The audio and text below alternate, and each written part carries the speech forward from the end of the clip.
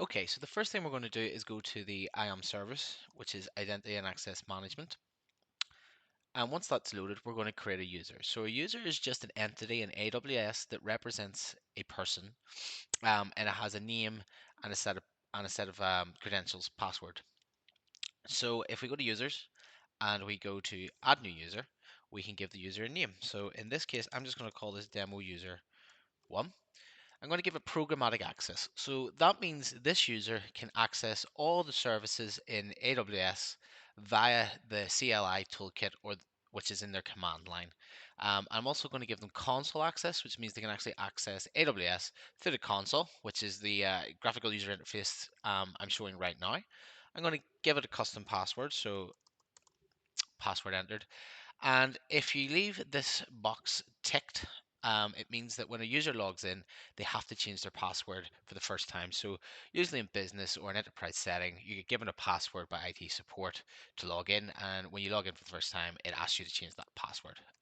That functionality is enabled in AWS when you tick that box.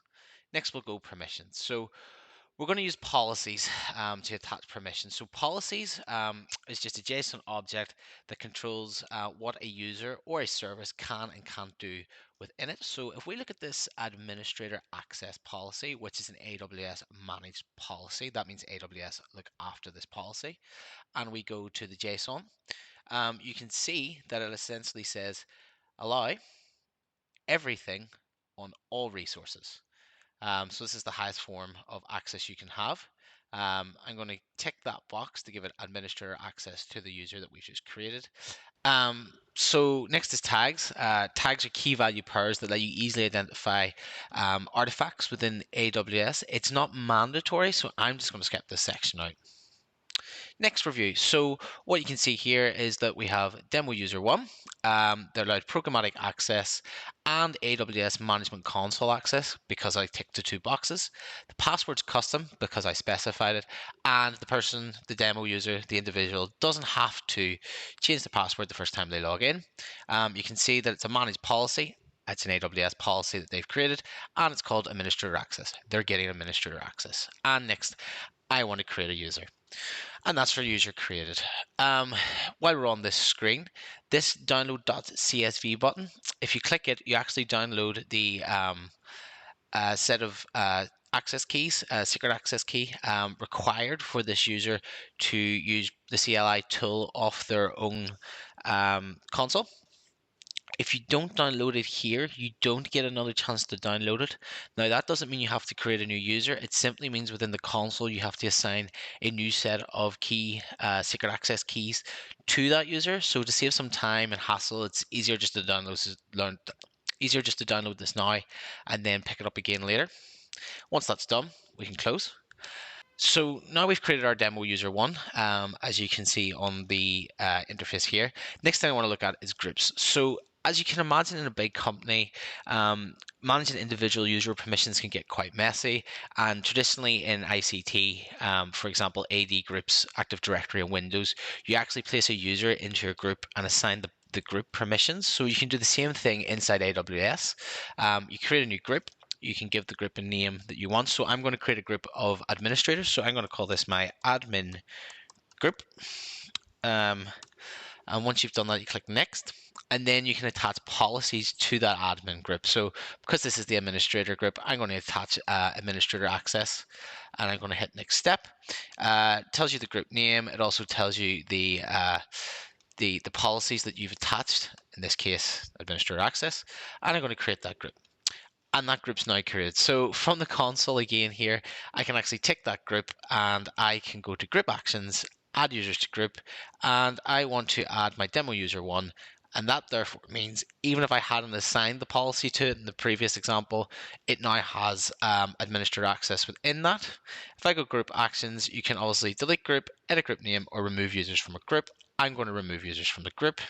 I have 1 user removed. Simple as that. And then lastly, I'm going to talk about rules. So rules are actually what you give a service within AWS. So it has a set of policies, permissions, to talk to other services and interact with them. So for an example, let's say I wanted to create a rule. I create a rule by touching this. I then want to assign a service. So a service gets a role which has a set of permissions that allow it to interact with other services within AWS. And this can get quite granular or it can be quite high level. So just a really quick example would be the EC2 service. So if I click the EC2 service, and then I wanted to assign some permissions. And let's say I had that EC2 service and I wanted to let it talk to S3. So I would type in S3 here, and you can see that there's a policy called S3 full access, allowed everything on S3 by this resource that I'm assigning it to. So I select that policy. I hit next for tags. Again, key value pairs, not mandatory. Not going to do it for the purpose of this demo. And then I need to say what this role is. So it's on the EC2 service, and I'm giving it full S3 access. So I will call this EC2 S3 full access, and then I will create that role. Now that role is created, so it was EC2 S3 full access. It appears on this list, and that means it's ready to be used. So quick example, if I just go to the EC2 service and I say launch an instance, and we'll just pick a Amazon free chair for the purpose of this. T2 micro will suffice. Configure instance details. Here you can actually select an IAM role for this. So you can create a new role. If you click that button, you assign policies and a new role gets created, and that role gets created and attached to this EC2. Or you can select one that already exists, and there's the one I just created, which means if I fire up this instance, or when I fire up this instance, I will be able to use my EC2 to talk to S3. If I just go review, launch, and configure, there you go. Instance details, IAM role, EC2, S3, full access, launch.